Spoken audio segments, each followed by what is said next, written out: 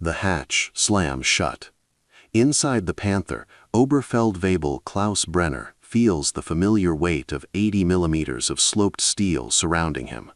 September 19, 1944, Haraucourt, France. Through his periscope, the morning fog sits thick as cement. He trusts this armor. His crew has survived 3 months since Normandy. The 113th Panzer Brigade rolled off the factory line barely 2 weeks ago, but Brenner's confidence isn't in the brigade, it's in the machine. The Panther's frontal glasses can deflect anything the Americans throw at it. 75mm Shermans? Jokes on tracks. His 75mm KWK-42 L-70 can punch through their armor at 2,000 meters.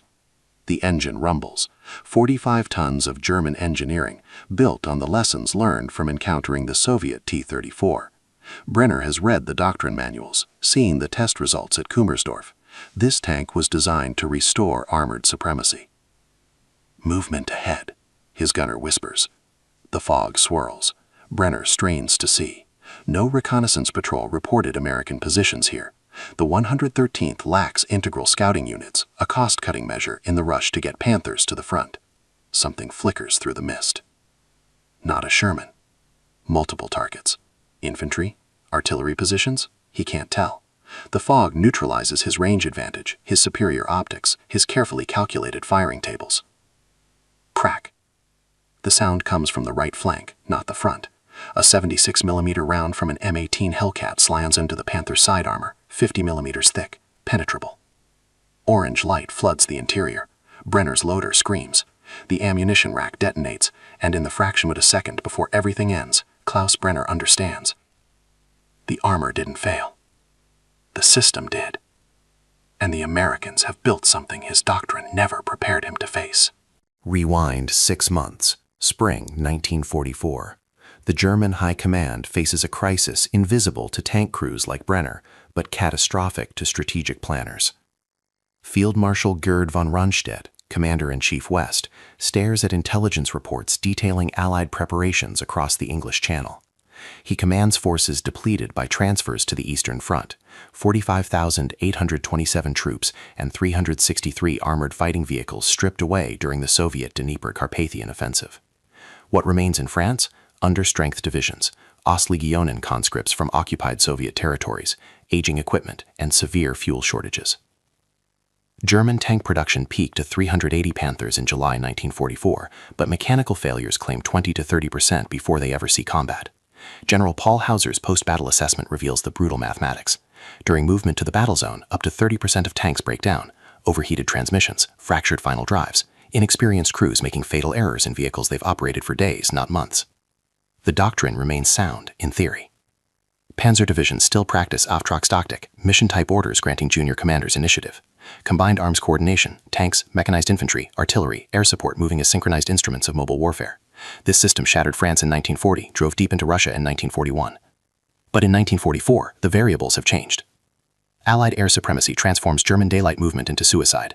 Convoy commanders receive explicit orders, move only at night, without lights, leave burning vehicles on rows to attract aircraft away from operational units. The Luftwaffe, once Germany's tactical trump card, has been bled white. At Normandy, Allied fighters fly 12,000 sorties on D-Day alone. German pilots manage a few dozen. Most critically, the Allies have learned. They've studied German doctrine, captured training manuals, interrogated prisoners. And they've created a counter-system built not on superior armor, but on synchronized mass, a weapon that will turn German steel into burning monuments to doctrinal obsolescence. Fort Hood, Texas, September 1941. Lieutenant General Leslie McNair watches experimental formations maneuver through the scrub brush. The Louisiana War Games just concluded with a troubling revelation. American tanks, designed for exploitation and breakthrough, struggle against coordinated anti-tank defenses. McNair's solution contradicts conventional wisdom. Create a separate branch. Tank destroyers, vehicles built for speed and firepower, sacrificing armor for mobility. The doctrine: tanks fight infantry in breakthrough, tank destroyers hunt enemy armor. 80 battalions planned, each with 36 self-propelled guns or towed weapons. At GMC's Fisher Body Plant in Grand Blanc, Michigan, engineers wrestle with specifications. The M10 Wolverine emerges, a 76.2mm M7 gun mounted on a modified Sherman chassis. Open-topped turret, crew exposure to artillery fragments, but faster target acquisition and escape. Maximum armor, just 37 millimeters at the gun shield. An engineer named J. Walter Christie's suspension system allows speeds exceeding the Sherman's. Reconnaissance elements trained to identify German armor positions, calculate firing solutions, execute flanking maneuvers. Then comes the M18 Hellcat. Fastest tracked vehicle in the U.S. arsenal, 76 millimeter gun, 55 miles per hour on roads. The crews practice shoot and scoot tactics, fire, displace, fire again, never stay static, never engage frontally if flanking is possible. British workshops modify Shermans with the 17-pounder anti-tank gun, the Firefly. Penetration power rivaling German 88mm cannons, but the long barrel makes concealment difficult. Tank commanders-landers learn Fireflies in formations, revealing them only when Panthers or Tigers appear. In artillery schools, forward observers train with new radio equipment, VHF sets slight enough for tanks, proximity-fused shells that detonate above ground, showering fragments into open crew compartments. The pieces exist separately. The question becomes, can commanders synthesize them into something greater than the sum? September 1944 will provide the answer, written in burning German armor across the Lorraine countryside. November 1942, Tunisia. The 601st Tank Destroyer Battalion deploys along Highway 15 near Kedab Ridge, defending the 1st Infantry Division. 31 M3 half-tracks mounting 75mm guns, crews fresh from stateside training. Dawn, February 14, 1943. German panzers materialize through dust clouds. This is the moment tank destroyer doctrine imagined. Concentrated armor assault, mobile defense, flanking fire. First Lieutenant James Morrison crouches behind his half-track stun shield. The panzers advance to within 100 meters. His crews fire, displace to pre-surveyed positions, fire again. Artillery coordinates through radio nets, dropping shells ahead of the German column. 38 German tanks burn by midday. But the 601st loses 21 M3s. The 899th Tank Destroyer Battalion, rushing to reinforce, loses 7 new M10s to German return fire. General George Patton's assessment: unsuccessful. The problem isn't the concept, it's the execution. Half-tracks offer minimal protection. Crews panic under artillery fire. Coordination between infantry, armor, and destroyers remains clumsy. Radio discipline breaks. Artillery fires on friendly positions. At Aracourt, 20 months later, the system has evolved. Command A of the 4th Armored Division, veterans of Normandy's hedgerows and the breakout at St. Lo, has refined combined arms into an art form. Colonel Bruce Clark positions his forces in depth, outposts of armored infantry and engineers forward, tanks and tank destroyers on reverse slopes, artillery pre-registered on approach routes.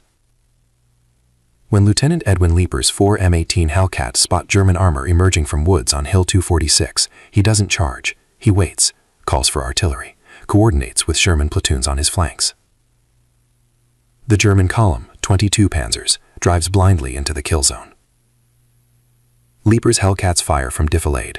Sherman's maneuver to expose German side armor. Artillery drops smoke and high explosive rounds. 14 panzers destroyed in 18 minutes. The doctrine has become lethal. General Hasso von Manteuffel assumes command of the 5th Panzer Army on September 1, 1944. His intelligence officers brief him on Allied capabilities across the Moselle River.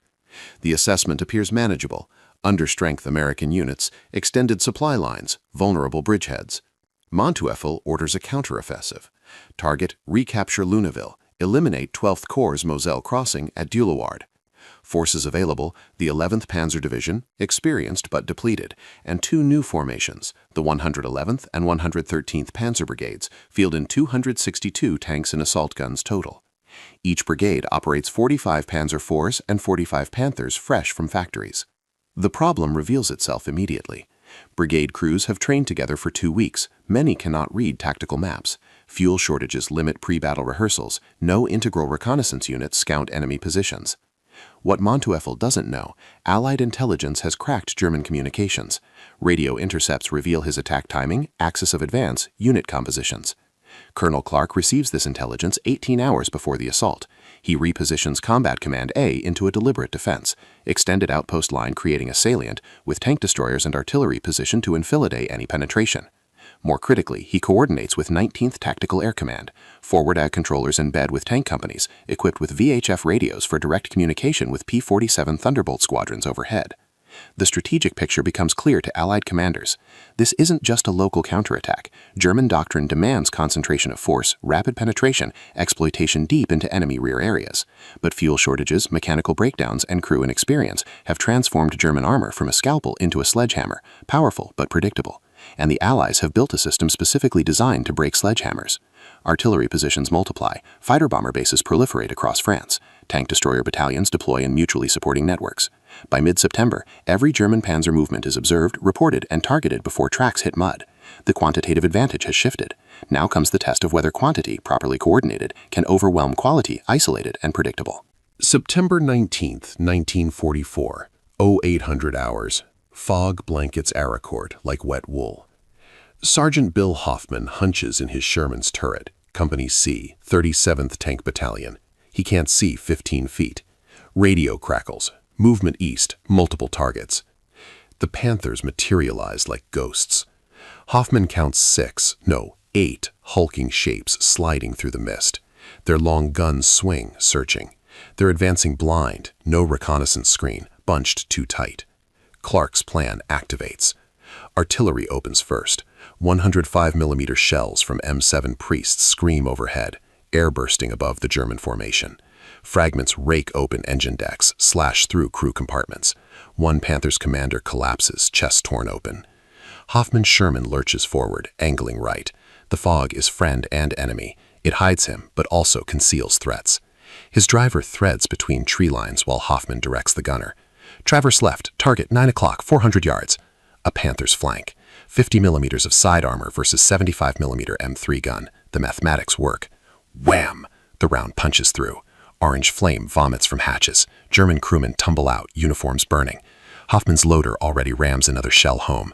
To his left, Lieutenant Leiper's M18 Hellcats dart between positions like angry hornets. Their 76mm guns crack repeatedly. One Hellcat takes a hit, armor-piercing round through the open top, but the other 3 keep firing, displacing, firing. Above, engines roar.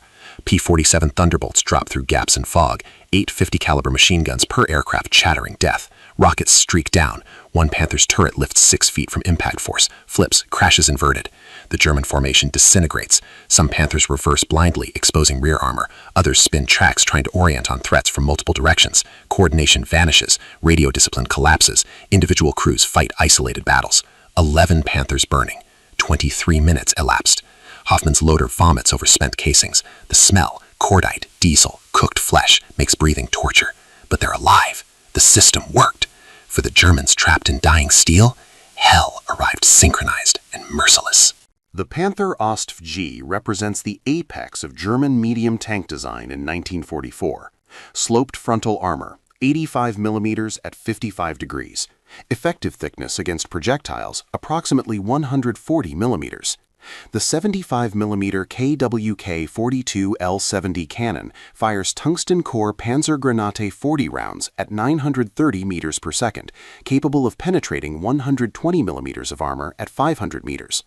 Against a Sherman's frontal armor, maximum 51mm at 47 degrees, the Panther's gun is catastrophically superior. Yet at Aracourt, Panthers burn in disproportionate numbers.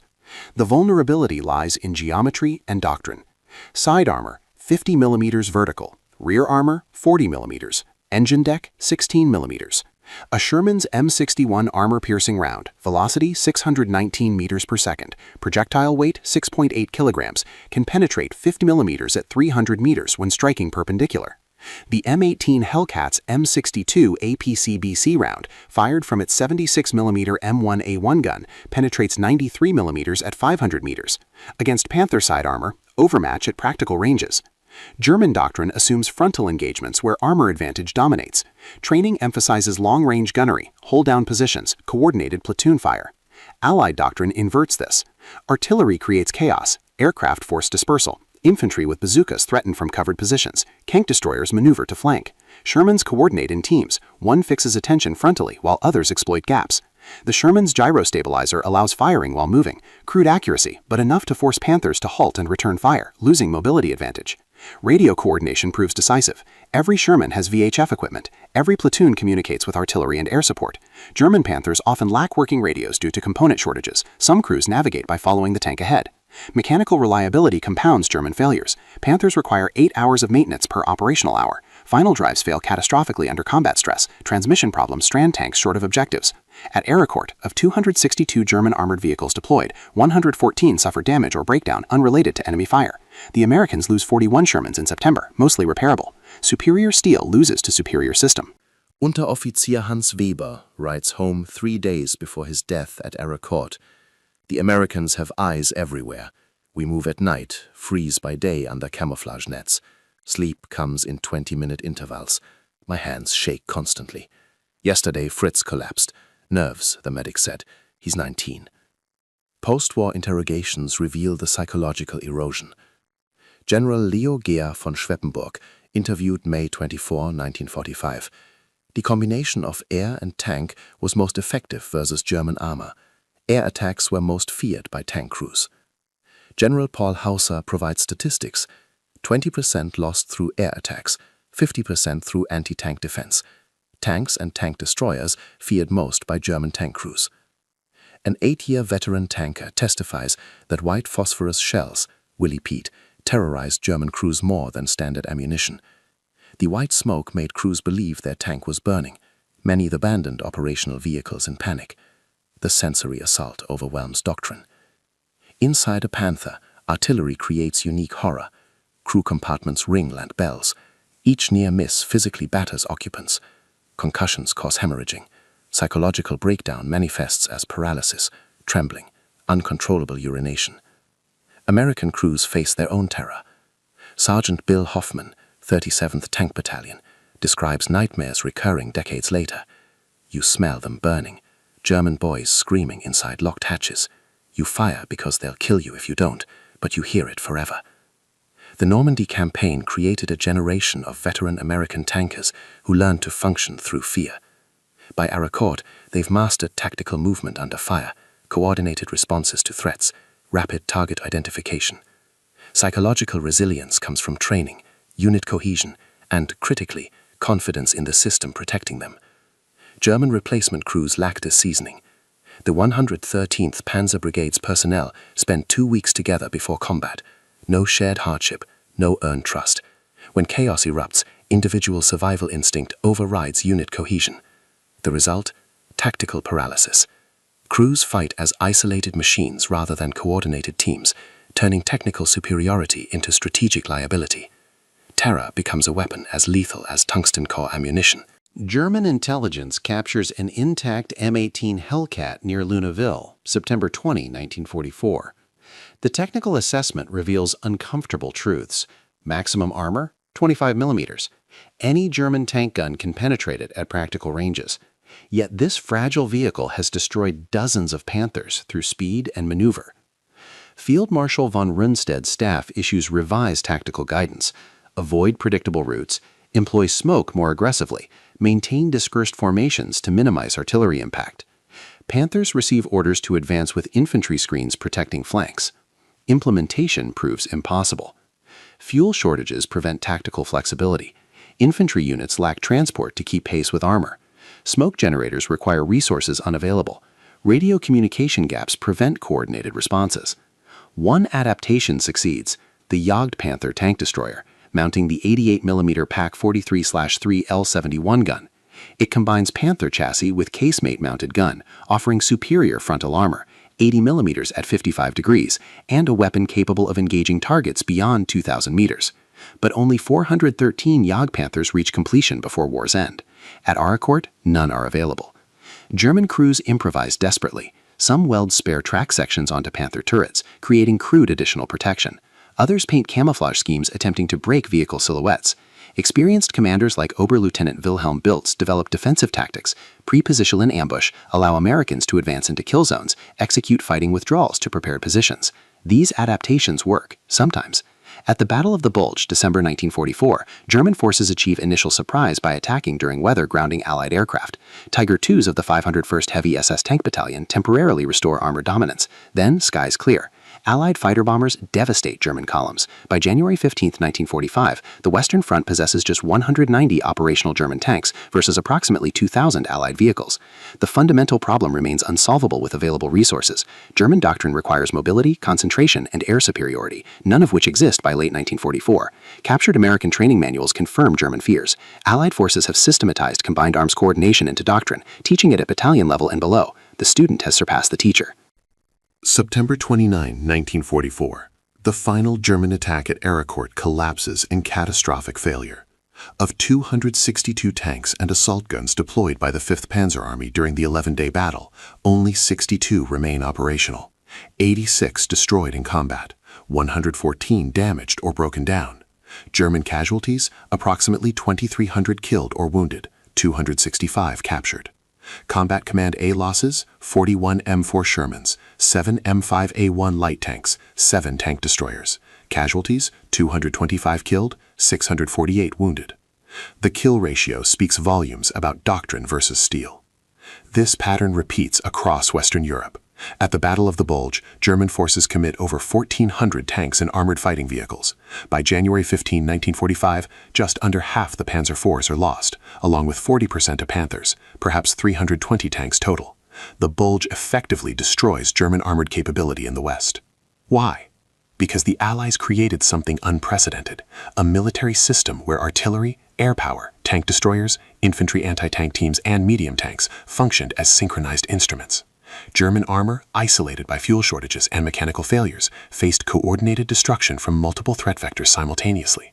The modern military term is combined arms integration at the tactical level. The legacy persists. Today's American brigade combat teams train on principles refined at Ericourt: intelligence preparation of the battlefield, coordinated fires, rapid maneuver to enemy weak points, flexibility and execution. German tank crews weren't defeated by inferior courage or training. They were defeated by a system that rendered individual tank superiority irrelevant. 80 millimeters of armor couldn't stop artillery shells arriving coordinates by radio, or aircraft summoned by forward observers, or flanking tank destroyers coordinating through VHF networks. Steel alone never wins wars. Systems do. Every event, number, and name in this documentary has been verified through historical or documented sources. The tungsten core exits the muzzle at 1,200 meters per second. 3 aluminum petals spin away into the French hedgerow. What remains is impossibly small, a 7-pound dart flying at velocities that make steel shatter. Inside the Panther tank, 300 meters away, the driver doesn't hear it coming. The sub-caliber projectile strikes the glacis plate at 55 degrees. At this angle, conventional rounds ricochet. The laws of deflection should save the crew. Sloped armor, Germany's geometric masterpiece, the principle that won them France, that made their tanks nearly invulnerable from the front. Should. The tungsten doesn't care about angles. At impact velocity, metal stops behaving like metal. It flows. The Panther's 80mm plate, angled to present 140mm effective thickness, might as well be butter. The penetrator cores through, fragmenting only after entry. Inside, the crew has 0.3 seconds to understand what's happening. They never do. July 1944, Normandy. The Sherman Firefly crew reloads, sliding another APDS round into the breach. Their 17-pounder gun cost Britain 2 years of desperate engineering, countless failed prototypes, and the realization that traditional ballistics had reached their limit. The Germans had changed warfare with slope, Britain changed it back with speed. This is the story of the round that made geometry irrelevant, how 2 designers at Armaments Research Department turned physics into a weapon, how a tiny tungsten dart traveling faster than a rifle bullet rewrote the rules of armored warfare. The Panther's turret doesn't traverse, its crew doesn't bail out. Because they're already dead, killed by math moving at 3,900 feet per second. Stay with this story, it's about to get technical, and that's where it gets beautiful. January 1943, North Africa. British gunners aim their 6-pounder anti-tank guns at the new German Tiger I. They fire. The 57mm rounds bounce off at 800 meters like stones skipping water. 2 crews die before they understand the problem. The Germans had cracked a fundamental equation. Thickness plus angle equals survival. The Panther tank's glacis, 80mm of face-hardened steel set at 55 degrees, presented 140mm effective thickness. The Tiger's frontal armor laughed at anything Britain could field. Every engagement became a flanking exercise, a desperate hunt for side shots. Churchill tanks burned, Cromwells brewed up. British tank crews developed a morbid nickname for their Shermans, Ronsons. They light first time. At Armaments Research Department in Woolwich, the numbers told a brutal story. Steel armor-piercing rounds shattered above 850 meters per second. Make them heavier, they travel slower. Make them faster, they disintegrate on impact. The energy equation appeared insoluble. German engineers had weaponized geometry itself. Two men inherited this nightmare: Perlmutter, a Belgian who'd fled the Brandt Company ahead of the Wehrmacht, and Kapok, a British metallurgist. Between them, they knew three things. First, tungsten carbide could withstand velocities that destroyed steel. Second, a lighter projectile accelerated faster in the bore. Third, the French had experimented with sabots, wooden shoes that fell away after firing centuries ago with cannonballs. What if you combined all three? The concept seemed simple. Wrap a small tungsten core in a lightweight aluminum shell. Fire it at impossible velocity. Let the shell fall away. What remains is a hyper-dense penetrator moving faster than any full-caliber round could dream of. Simple, except nothing about it worked. Not at first. Not for 18 months of failures. By mid-1943, every British tank commander knew the score. Face a Panther frontally, you die. The question wasn't if but when Germany's armored advantage would decide the war. The workshop at Woolwich smelled of scorched aluminum and failure. Test firing number 47. The aluminum saber, French for clog, was supposed to separate cleanly after exit. Instead, it tumbled, taking the tungsten core with it. The round struck the test plate sideways. Useless. Perlmutter adjusted the tolerance, 0.005 inches tighter fit between core and carrier. Metal screamed against metal in the proof range. The air tasted of cordite in desperation. Each test consumed tungsten they didn't have, time they couldn't afford. Germany was fielding Panthers at a rate of 300 per month. Britain was fielding excuses. The core problem was spin. Rifling imparts rotation for stability. Full-caliber rounds gripped the barrel's grooves, but their subcaliber core sat inside the saber, separated by a critical gap. Too loose, the rifling spin never transferred. The core wobbled in flight, accuracy suffered. Too tight, and the saber wouldn't discard. Test 61. Kapok proposed a Sweet pedal design. Aluminum pedals would grip the rifling, transfer spin, then shear away on exit. Simple mechanical principle. Except the shearing forces had to be precisely calibrated. Too much tension, the pedals wouldn't release. Too little, they'd release in bore, potentially destroying the gun. The solution came at 0300 on a Tuesday. Serrated grooves at the pedal-to-base junction. The setback forces during firing would pre-fracture them. Outside the barrel, spin and air resistance would complete the separation. They fired at dawn. The saber discarded perfectly. The tungsten core, just 3.5 kilograms of machine precision, struck the test plate at 1,200 meters per second, through 100 millimeters of rolled homogeneous armor. Clean entry hole, catastrophic spalling on the far side. Perlmutter lit a cigarette with shaking hands. They'd just doubled the effective range of every British anti-tank gun. Maybe. If they could manufacture it. If crews could be trained. If the tungsten supply held. June 1944. The first APDS rounds arrive in Normandy not as a flood, but as a trickle. 6 rounds per Firefly. Crews are told to save them for hardened targets only. Trooper David Wilson, 4th County of London Yeomanry, loads his first discarding sabot round and thinks it looks wrong. Too light. The shell is mostly air and aluminum. This is supposed to kill a tiger? The answer comes 3 days later. A Panther appears through the hedgerow at 400 meters, hull down, glacis angled. Standard doctrine: don't engage frontally, flank it, call for infantry support, pray. Wilson's gunner doesn't flank, he fires APDS. The round exits at 3,900 feet per second. The sabot petals spin away in a distinctive spiral, 3 aluminum flowers blooming in milliseconds. The tungsten penetrator impacts before the sound of the shot reaches the Panther crew. It goes through the glacis that was supposed to be invulnerable, through the driver's compartment, through the rear plate. The Panther's engine catches fire from the inside. Wilson's immediate thought: Jesus Christ, what did we just fire? But the weapon reveals its flaws immediately. Second shot, 600 meters, APDS again. The round misses completely. Dirt erupts 40 feet left of target. No visible impact to spot the fall of shot. The subcaliber core kicks up such a tiny dust cloud that fire correction becomes guesswork. Third shot, APCBC, standard ammunition, miss. Fourth shot, hit, Panther burns.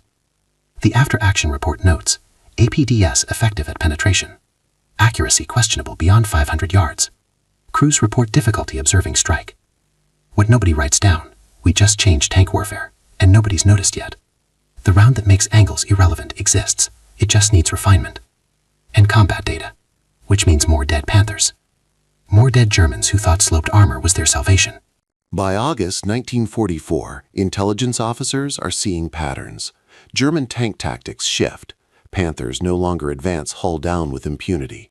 Tiger commanders hang back, choosing longer engagement ranges. Somebody's learning. The learning comes from autopsies. Wehrmacht recovery teams examining knocked-out Panthers find impossible holes, entry wounds through glacis plates that should deflect anything. The penetration mechanics don't match any known Allied round. They're pulling tungsten fragments from interior spalling.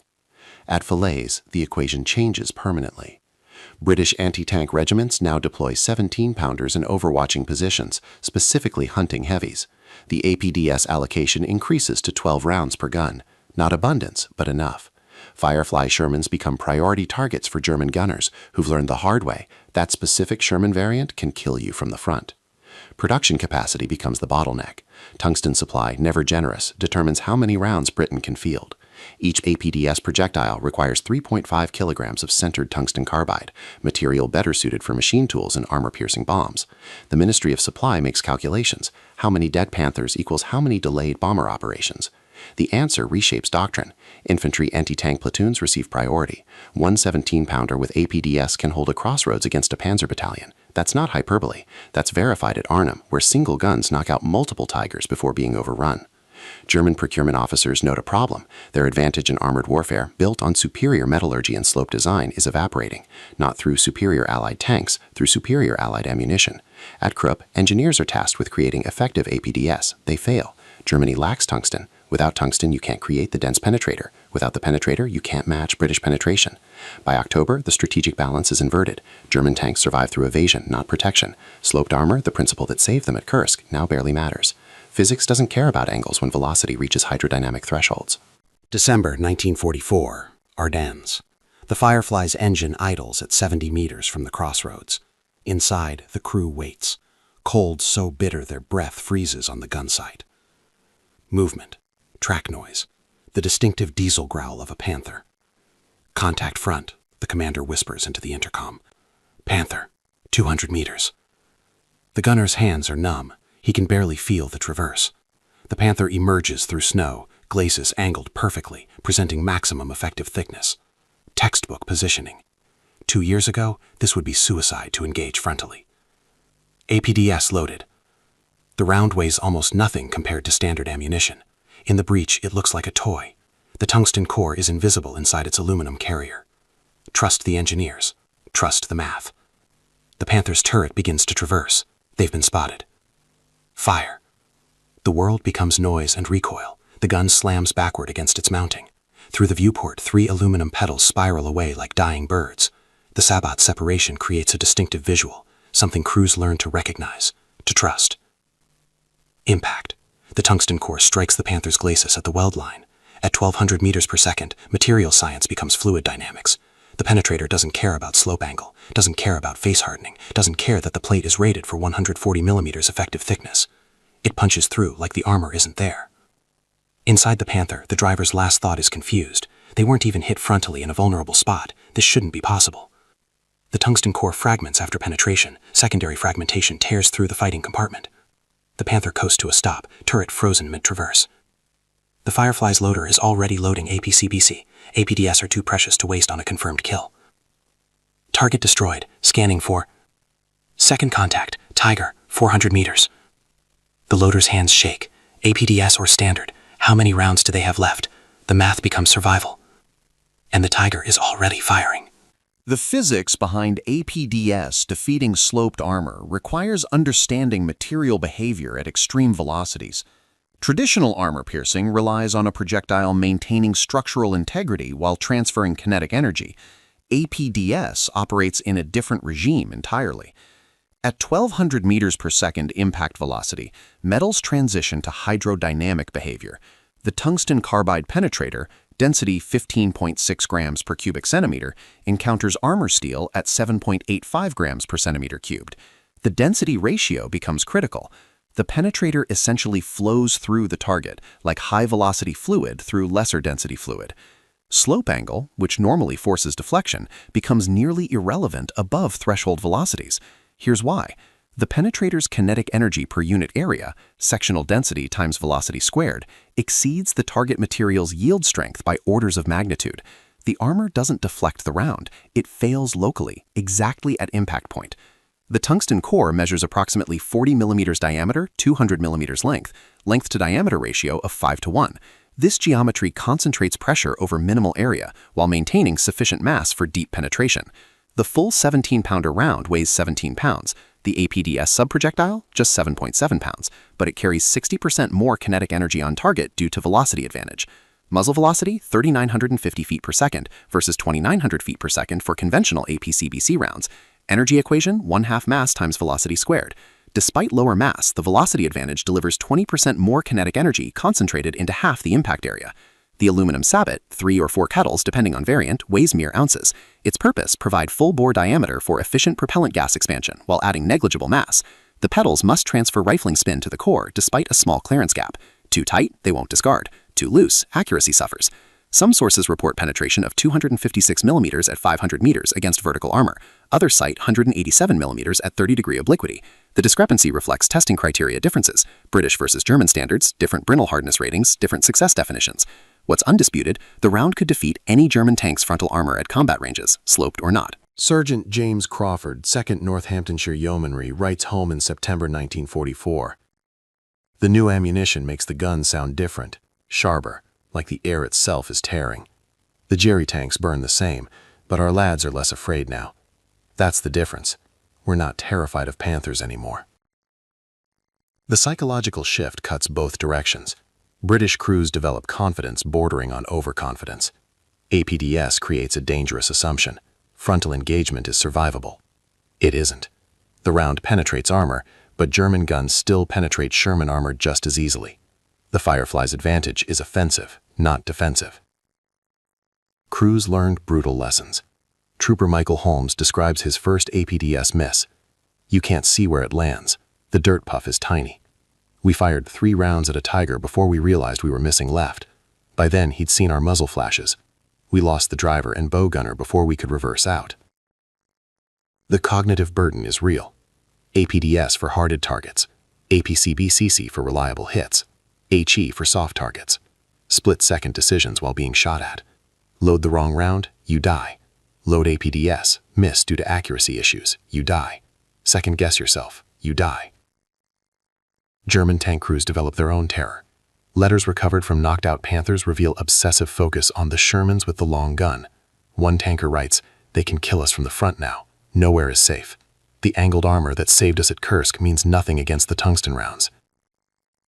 The material cost extends beyond tungsten. APDS rounds foul barrels faster. The subcaliber design creates uneven pressure distribution. Barrel life decreases. Crews notice the gun's accuracy degrading after 100 APDS firings. In combat, this means uncertainty compounding uncertainty. And there's the weight of selection. Each Firefly carries limited APDS. Every shot fired is a choice to deplete a finite resource.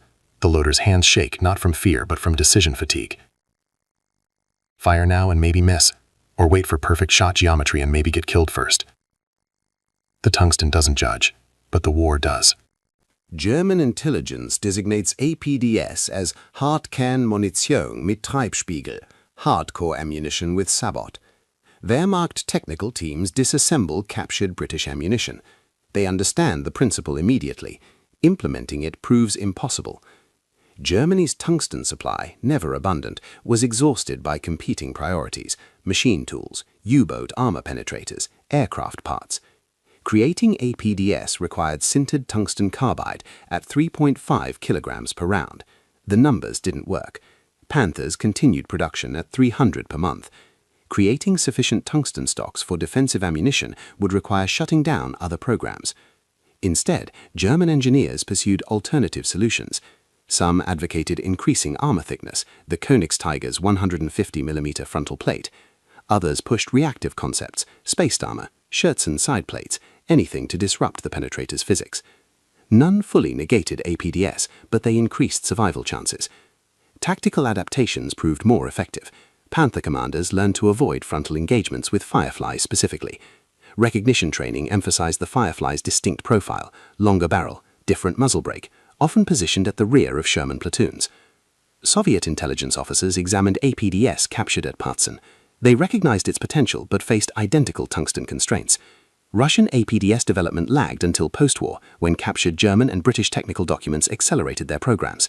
The BR-412D round for the 122mm gun represented their first successful implementation, 1950. American ordnance officers tested British APDS extensively. The US Army declined adoption for complex reasons: not invented here syndrome, existing 76mm and 90mm programs, confidence in their own HVAP, high-velocity armor-piercing composite rigid rounds. This decision proved costly during the Battle of the Bulge, where American tankers faced Panthers and Tigers with inferior ammunition. Some British units reported German tanks deploying smoke more aggressively, obscuring firing lanes before exposure. Others noted Panthers reversing immediately after firing, denying British gunners time for follow-up APDS shots. Adaptation versus counter-adaptation, the eternal arms race compressed into months. What couldn't be counted? Pure kinetic energy. No amount of tactical adaptation defeats physics traveling at 1,200 meters per second. May 1945. A Tiger II sits abandoned near Bremen, its turret traversed to face an empty street. British investigators examine McLeish's plate. 2 perfectly circular holes, 40mm diameter. Entry wounds. The 180mm frontal armor, sloped at 50 degrees, presenting 235mm effective thickness, was supposed to be impervious to any Allied gun. Supposed to be. The APDS rounds created wounds traditional ballistics couldn't explain. This wasn't deflection failure or weld weakness. This was complete negation of the geometric advantage Germany had built their armored doctrine around. The legacy extends far beyond 1945. Modern armor-piercing fin-stabilized discarding sabot, APFSDS, the primary anti-tank round of every main battle tank today, descends directly from Perlmutter and Koppach's work.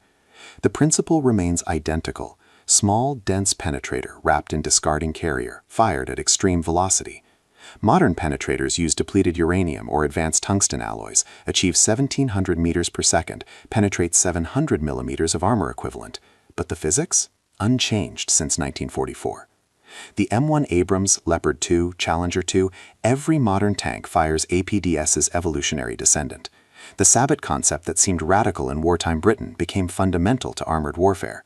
Sloped armor didn't disappear. Modern tanks still employ angular design, but it's now just one variable in a complex equation that includes composite materials, reactive armor, and active protection systems. The human cost gets lost in technical specifications. Each APDS round fired represented a crew member loading under fire, a gunner compensating for accuracy quirks, a commander deciding between scarce tungsten and more reliable conventional rounds. The statistics, thousands of German tanks destroyed, obscure the individual terror of facing Panther armor with experimental ammunition. But the strategic impact is undeniable. Britain entered the war unable to defeat German heavy armor frontally. By 1945, their worst tanks could kill Germany's best, not through superior design, through superior physics. Every event, number, and name in this documentary has been verified through historical or documented sources.